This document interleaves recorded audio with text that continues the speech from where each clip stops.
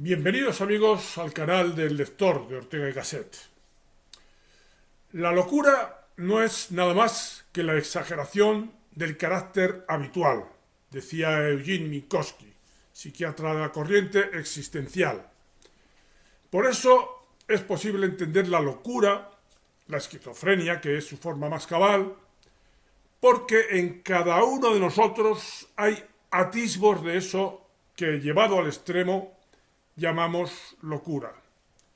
Y parece que para empezar, la locura, tiene algo que ver con la soledad, porque Alfred Adler, el sobresaliente discípulo de Freud, pronto defenestrado como tal, decía que el grado más elevado de aislamiento está representado por la locura. Idea que ratificaba el filósofo versado en desequilibrios personales que fue Émile Michel Cioran, que retóricamente se preguntaba: ¿la soledad no es, sin embargo, un terreno propicio para la locura? Sobre el esquizoide, ese habitante de la zona intermedia que transcurre entre la normalidad y la esquizofrenia, decía asimismo Minkowski: el esquizoide está amasado de otra tierra. En cada circunstancia lleva la antítesis yo y el mundo hasta sus límites extremos. Vive por ese hecho en una atmósfera de conflicto constante con el ambiente. El esquizoide casi siempre es insociable. Se repliega sobre sí mismo, prefiriendo su mundo interior, su ensueño, a una actividad exterior. Y María Zambrano nos daría las claves de las maneras de manejarse con la soledad que van desde la normalidad hasta la locura. Dice: solemos tener la imagen inmediata de nuestra persona como una fortaleza en cuyo interior estamos encerrados. Nos sentimos ser un sí mismo incomunicable, hermético, del que a veces querríamos escapar o abrir a alguien. A mayor intensidad de vida personal, mayor es el anhelo de abrirse y aun de vaciarse en algo. Es lo que se llama amor, sea a una persona, sea a la patria, al arte, al pensamiento. La pérdida de esta conciencia de ser análogamente, de ser una unidad en un medio donde existen otras, comporta la locura. Como veremos, y en línea con esto que dice Zambrano, lo decisivo a la hora de diferenciar los caminos que llevan a la normalidad respecto de los que abocan a la locura estriba en el momento en que se hace la transición entre el yo, que somos de puertas adentro, y el yo que enviamos a vivir entre los demás, en ese entorno en el que ya no somos yo. Cuando esa transición se hace desde el anhelo, desde el deseo de volcarse entusiásticamente en ese mundo que está fuera de mí, hablaríamos de normalidad. Cuando esa transición hacia los demás se siente como algo impuesto y que me aleja de mí mismo, estaríamos adentrándonos en los dominios de la locura. Este es un canal de divulgación de la filosofía y sus alrededores, especialmente la filosofía de Ortega y Gasset, el pensador en lengua española más importante habido hasta el día de hoy. Ayúdame en esta tarea divulgativa haciéndote suscriptor y dando al me gusta. En vídeos anteriores he ido hablando en diferentes contextos de dos vertientes de la personalidad contrapuestas entre sí, pero ineludibles en la conformación cabal de esa personalidad. Incluso también en la conformación de nuestra civilización occidental. Así de amplia es la ley que rige este asunto.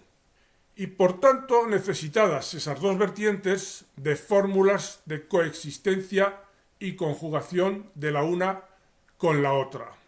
Aludirían esas dos laderas de la personalidad, una a la vida interior y a lo que de ella emana, y otra a la que se deduce de la atención al mundo y a lo que éste impone o demanda. En referencia a esas dos vertientes de la personalidad, El psiquiatra Roland Lange hablaba del yo dividido y lo hacía en referencia fundamentalmente a las personas esquizofrénicas, las que más claramente han fracasado a la hora de hacer la síntesis de ambas instancias de su personalidad, ya que por el contrario las mantienen enfrentadas entre sí. Una vez llegados a la locura, efectivamente es cuando esas dos vertientes de la personalidad están más definidas y contrapuestas la una a la otra. Una de esas vertientes, como decimos, es la que da al yo íntimo, a lo que uno cree ser auténticamente. Y la otra es la que se correspondería, a los ojos de la persona psicótica, la que ya ha caído en la locura, con un falso yo, con la parte de la personalidad que acomodamos a las exigencias del mundo, de la convivencia social, la parte pues de la personalidad que está o pretende estar estrictamente acomodada a lo que las circunstancias externas demandan y que sería para el esquizofrénico como una máscara teatral que enviamos al trato con los demás. Lo cierto es que todos mantenemos una especie de máscara en buena parte de nuestras relaciones sociales y en muchas ocasiones no nos manifestamos como espontáneamente sentimos ser. En la vida cotidiana no parece posible comportarse de otra manera. El falso yo del individuo esquizoide difiere, sin embargo, en algunos importantes aspectos de la máscara que lleva la persona normal. En la persona normal, gran número de sus acciones pueden llevarse a cabo de una manera virtualmente mecánica. Por ejemplo, en los saludos. Estas áreas de comportamiento más o menos mecánico dejan a salvo el conjunto de la personalidad y no impiden del todo el surgimiento de expresiones espontáneas, ni son tan contrarias a las inclinaciones espontáneas del individuo que éste trate de repudiarlas activamente como si fuesen cuerpos extraños alojados en él, que es algo que sí ocurre en las personas con grave trastorno psíquico, aunque normalmente lo hagan secretamente, sin que esa descalificación se haga explícita. Porque efectivamente lo que suele mostrar este tipo de personas esquizoides o directamente esquizofrénicas es su conformidad, su aparente conformidad con la voluntad de los demás, a través de lo que ellos mismos identifican como su falso yo. Esta conformidad alcanzaría su forma más extrema en la obediencia automática, en la ecopraxia, la ecolalia, la flexibilitas cerea del catatónico, al cual le puedes, por ejemplo, mover los brazos hacia una determinada postura y él la mantiene esa postura desde entonces. O al menos así ocurría hasta que los psicofármacos han permitido corregir esto. El yo interior, que permanece secreto por debajo de esos comportamientos socialmente prescritos o sugeridos, aborrece en realidad esa obediencia que lleva a cabo su falso yo, porque el adoptar una identidad extraña que le llega de fuera se experimenta siempre como una amenaza a la propia identidad. Sin embargo, también teme desobedecer esa norma social y por eso no lo hace. Pero de todas formas, el yo, que se siente como auténtico, teme ser tragado por esa falsa personalidad que se siente obligado a mantener. Además, el falso yo hace que el sujeto, al mantener ese falso yo, se sienta cada vez más vacío, más desprovisto de contenidos propios. En algunas personas es como si hubiesen entregado sus vidas a un robot que se ha hecho aparentemente indispensable y que acaba despojando al individuo de toda su conducta auténtica. Y como dice Eugene Minkowski, el psiquiatra que ya hemos citado, como consecuencia hay una pérdida de contacto vital con el mundo. En vez de este contacto vital, la relación con los otros y con el mundo es delegada a ese sistema de falso yo, cuyas percepciones, sentimientos, pensamientos, acciones poseen un coeficiente relativamente bajo o muy bajo de realidad. El individuo que se halla en esta posición puede parecer a primera vista relativamente normal, pero está manteniendo esta apariencia exterior de normalidad recurriendo a medios cada vez más anormales y desesperados. El yo interior mismo, el yo auténtico, el que se siente como tal, se torna totalmente irreal o fantasmatizado.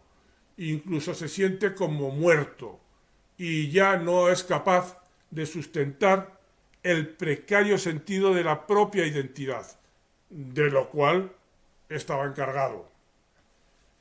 Originalmente, nuestra personalidad evoluciona desde lo que Freud llamó etapa narcisista, en la cual el bebé no alcanza todavía a percibir una diferencia entre él y el resto del mundo.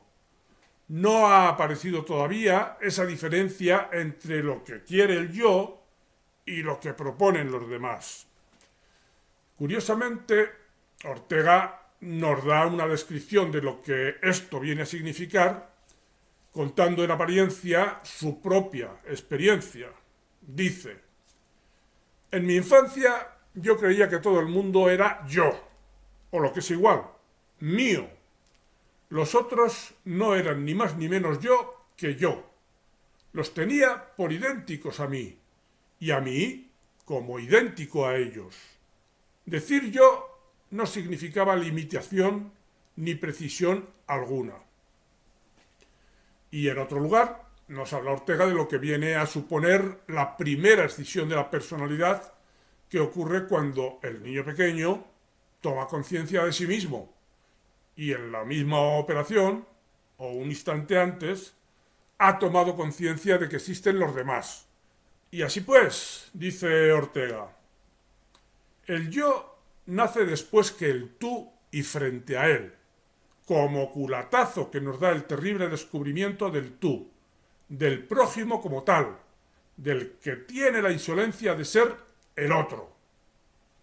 Se percibe, pues, que el otro es independiente de mí, y es en el hueco que deja esa independencia del otro respecto de mí donde compensatoriamente se ubica el yo. Y completa esta idea Ortega en otro lugar, cuando dice: suele con error creerse que la psique humana se forma partiendo de un núcleo central, en lo más íntimo de cada persona, que luego va engrosando el volumen del alma hasta tocar la del prójimo y formar así la espiritualidad social. Tal suposición impide la inteligencia de la psicología primitiva. La verdad es más bien lo inverso. Lo que primero se forma de cada alma es su periferia, la película que da a los demás, la persona o yo social.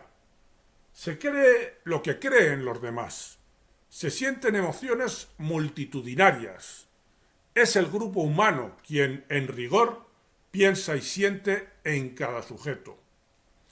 Solo paulatinamente, pues, el yo va llenándose de contenidos propios. Pero para empezar, con lo que se llena es con lo que el esquizoide considerará el falso yo, lo que los demás deciden que yo sea. Partiendo de estas ideas previas de Ortega, vamos a dirigir nuestra línea argumental hacia el encuentro con otras ideas que proceden del campo de la psiquiatría, campo en el que ya nos hemos ido adentrando. Y lo haremos de la mano del psiquiatra y fundador del movimiento que se denominó antipsiquiatría, Ronald David Lange, y su definición de lo que es una persona esquizoide, de la que dice que no se experimenta a sí misma como una persona completa, sino más bien como si estuviese dividida de varias maneras. Y a partir de esta premisa, considera característico de las personas que han caído en la locura que en una de las partes de esa personalidad dividida, esas personas se experimentan a sí mismas como autómatas, como robots, como piezas de maquinaria o aun como animales. Esa parte de su personalidad, los esquizoides y los esquizofrénicos la identifican con lo que consideran su falso yo, que es la parte de sí mismos que está en relación con el mundo exterior, la que se corresponde con la adaptación a exigencias de comportamiento que proceden de fuera de sí mismos, de los padres en principio y de las convenciones y tareas sociales en general después.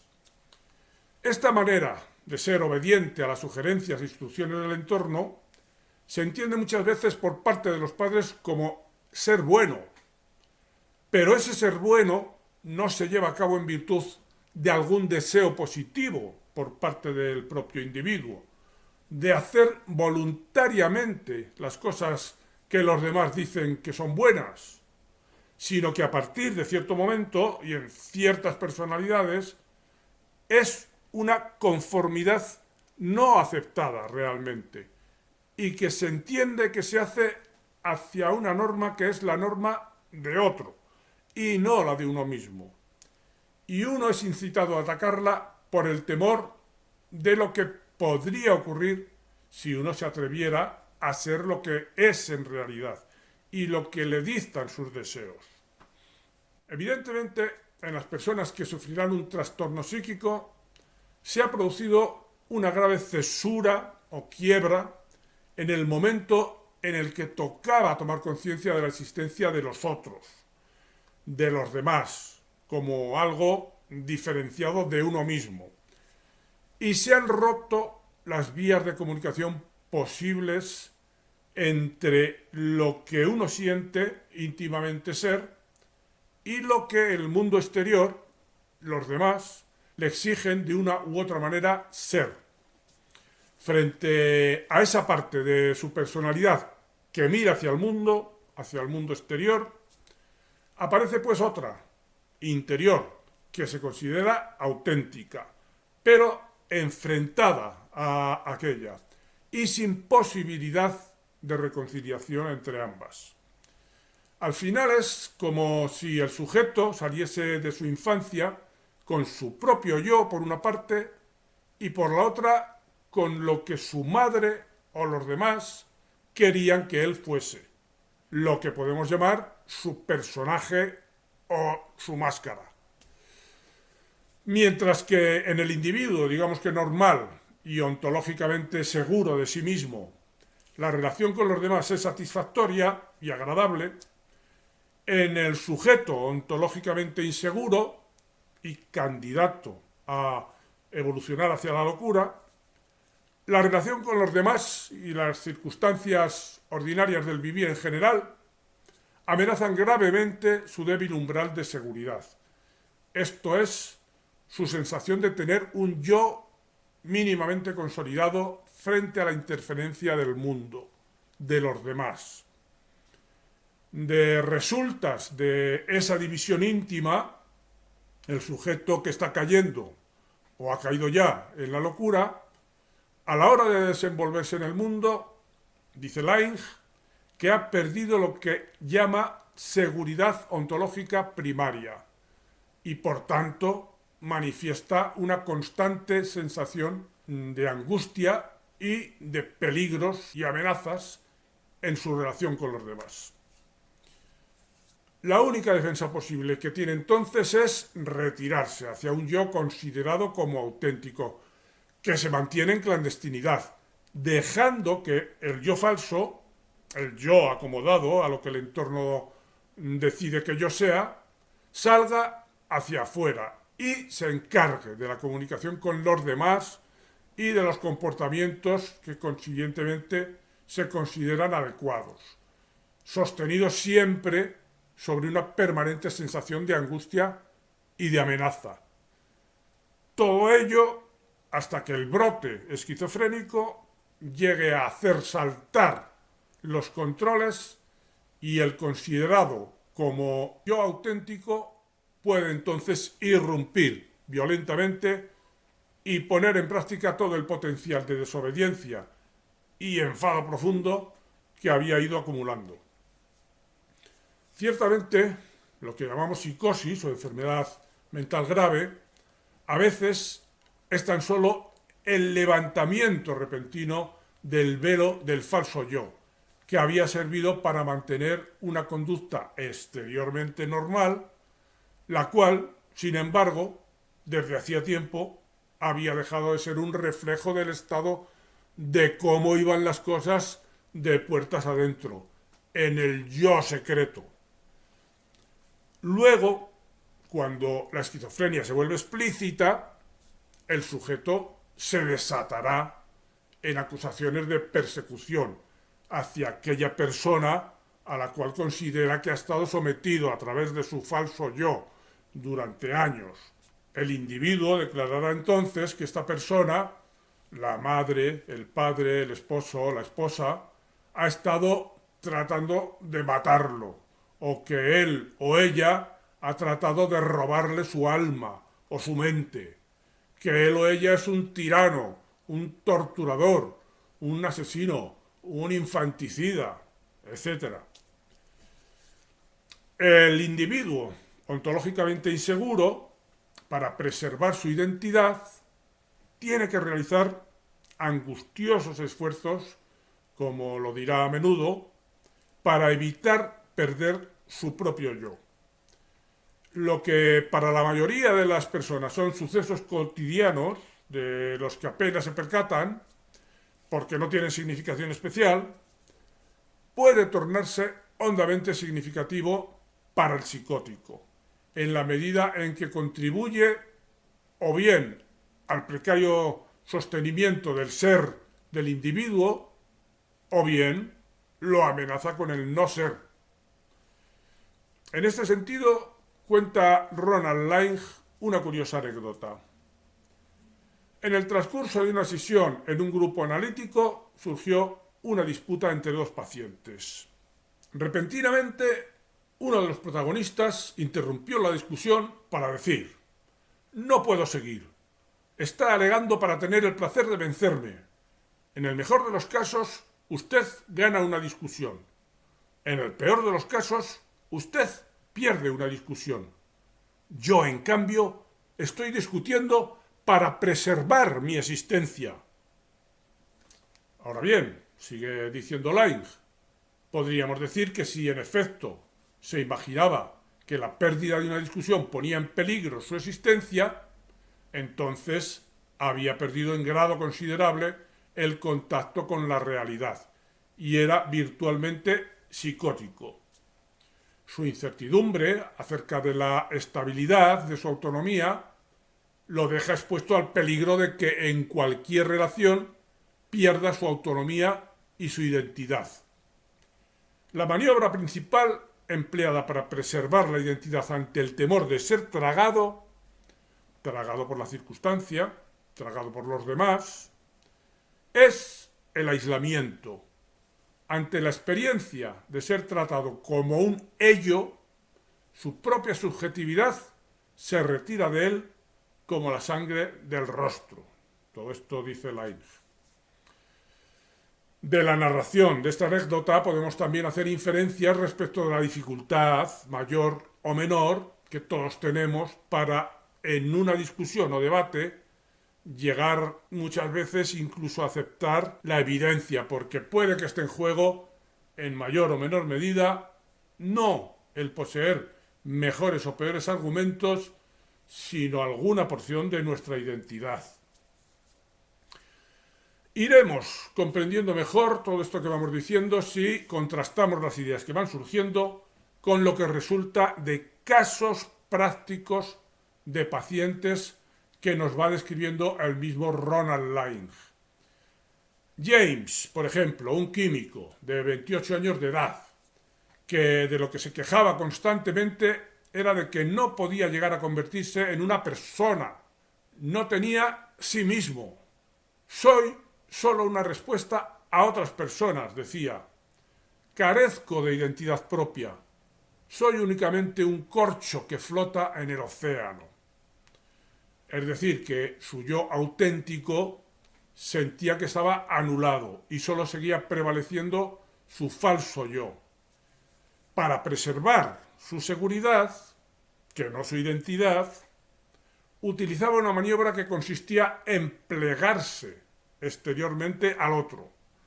Hacía lo que los demás esperaban que hiciese. Y es por ello por lo que se sentía ser como un corcho que el océano mueve a su antojo.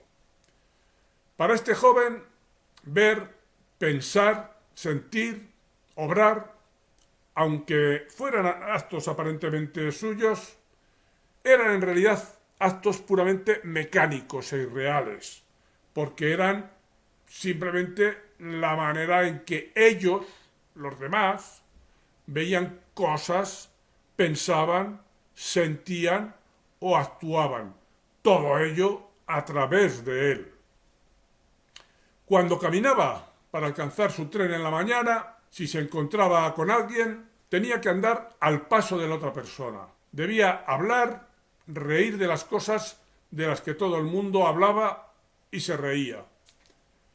Si abro la puerta del tren, decía en el contexto de la terapia, y si le permito a alguien que pase delante de mí, no es porque quiera ser considerado, sino porque constituye una manera de obrar en la medida de lo que puedo, como todos los demás.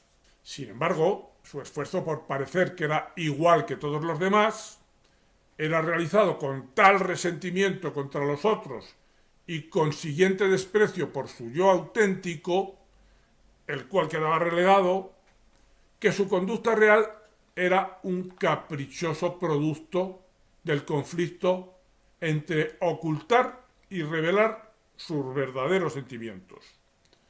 Por ejemplo, su esposa le daba un vaso de leche en la noche. Sin pensarlo, sonreía y le decía gracias. Inmediatamente sentía un profundo asco por sí mismo. Su esposa había actuado simplemente de manera mecánica y él había respondido en términos de la misma mecánica social. ¿Quería él la leche? ¿Quería él sonreír? ¿Quería él decir gracias? No. Y sin embargo, hacía todas esas cosas. Cuenta Lange, asimismo, el caso semejante a este de otra paciente, Rose, a la que angustiaba el sentimiento de que ya no podía conducir su propia vida. Mi propio ser no está en mis manos, sino en la de todos los demás, decía. Ya no tenía vida propia, simplemente existía. No había en su vida meta, propósito ni sentido. Caminaba detrás de la gente, imitaba su andar, como hemos visto que hacía James. Copiaba sus frases y parodiaba sus gestos. En el extremo, a esto se llama ecolalia y ecopraxia. En una forma que frecuentemente era exasperante para los otros, estaba de acuerdo con absolutamente todo lo que se decía. Durante este tiempo, sin embargo, no se cansaba de repetir que se estaba alejando cada vez más de sí misma, de su yo real, y tenía la impresión de que se estaba matando a sí misma. Otro caso más, el de la que llamaremos señora R, muestra cómo ella había renunciado a tener una personalidad propia y había pasado a identificarse plenamente con lo que de ella demandaba el mundo exterior. En ella no era lo expresivo el sentirse como un corcho en el océano, como en el caso anterior vimos que le ocurría a James, sino que su experiencia la llevaba al miedo a sentirse sola.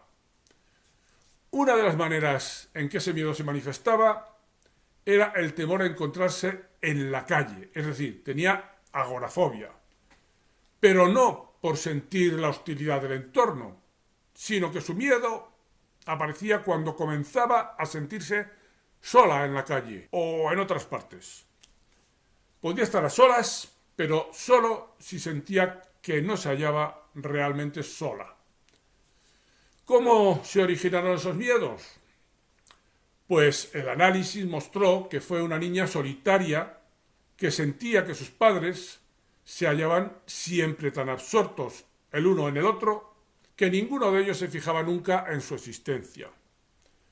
Desde ahí evolucionó hacia el punto de suspirar por llegar a ser importante y significativa para algún otro.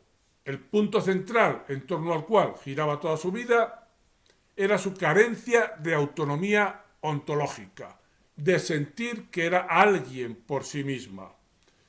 Si no se hallaba en presencia real de otra persona que la conociera, perdía el sentido de su propia identidad. Se desvanecía la sensación de ser alguien. Para ella, ser era ser percibida, ser vista, pero no como un viandante anónimo o en un encuentro casual.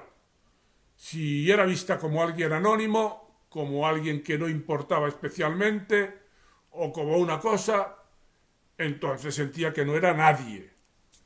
La necesidad que tenía de ser vista se basaba en la ecuación: soy la persona que las otras personas saben y reconocen que soy.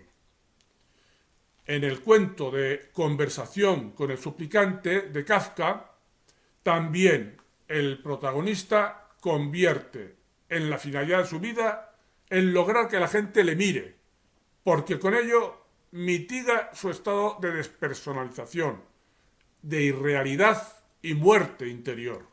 Necesita que otras personas lo experimenten como una persona real, viva, porque nunca ha llegado a estar convencido desde dentro de sí mismo de estar vivo.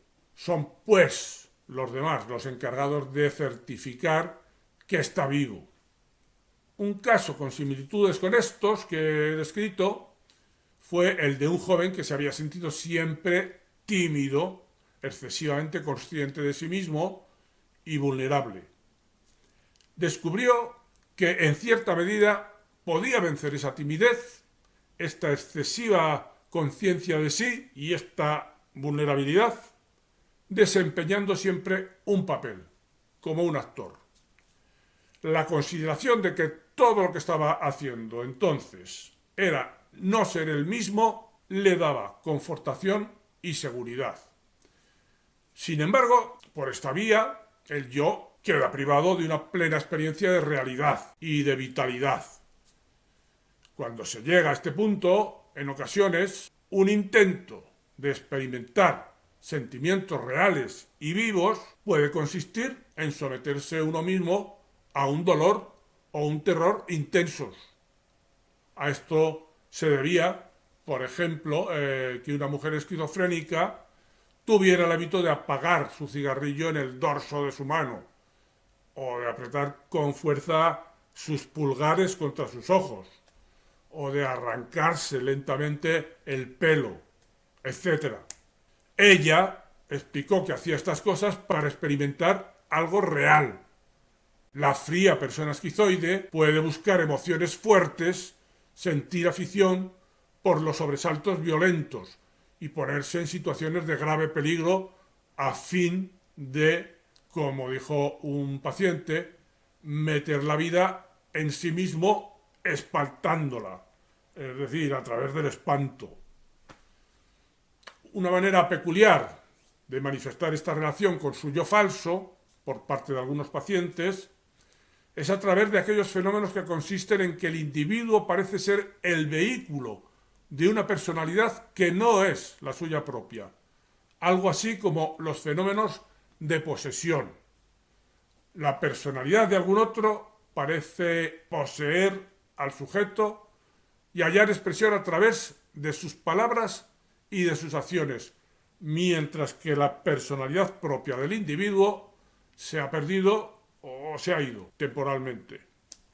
La señora D, llamémosla así, mujer de 40 años, sufría un intenso temor a que se diera una situación que efectivamente se daba, en que parecía como si alguien tratara de levantarse dentro de mí, decía, y se esforzara por salir de mí.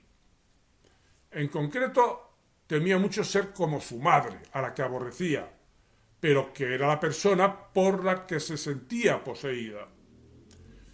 El origen de ese aborrecimiento residía en el hecho de que de niña nada de lo que hacía parecía haber agradado a sus padres, y más específicamente a su madre.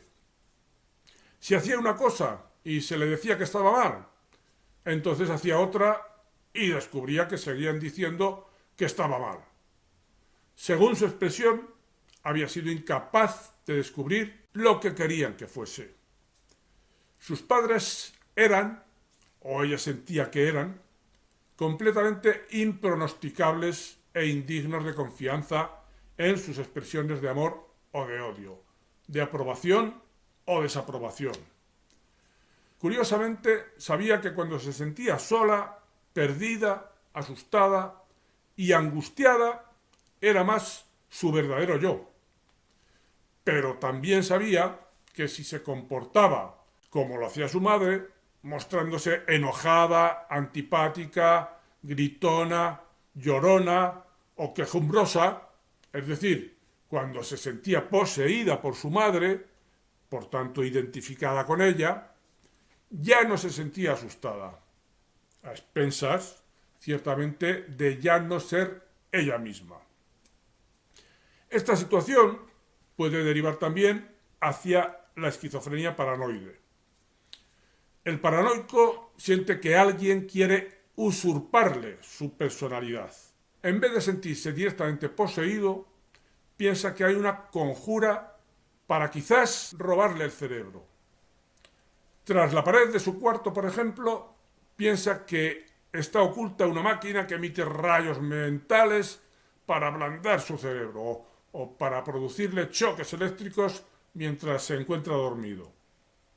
En general, la mirada que el individuo esquizoide o esquizofrénico, espera que otras personas dirijan sobre él, casi siempre es imaginada como si fuese desfavorablemente crítica para él. En un mundo lleno de peligros, ser un objeto potencialmente visible es estar expuesto al peligro de manera constante. La defensa evidente contra tal peligro es inicialmente hacerse a sí mismo invisible de una u otra manera. Ciertamente, considerado desde el punto de vista biológico, el hecho mismo de ser visible expone a un animal al riesgo de ser atacado por sus enemigos. Y no hay animal que carezca de enemigos. El ser visible es, por tanto, un riesgo biológico básico, y el ser invisible es una defensa biológica también básica. Todos empleamos alguna forma de camuflaje, pero a partir del brote esquizofrénico, las defensas que se ponen en práctica son estas que hemos descrito hoy, que caracterizan a la esquizofrenia paranoide. El yo auténtico, vive en las personas psicóticas ensimismado, no referido al mundo objetivo.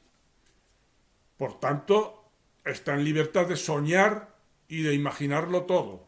Sin referencia al elemento objetivo, puede ser este individuo todas las cosas, sin tener que referirlas a ninguna realidad objetiva, lo cual tiene una derivada hacia el pensamiento utópico, al que nos hemos referido reiteradamente en otros vídeos, y que podríamos entender también desde las premisas que aquí se están exponiendo.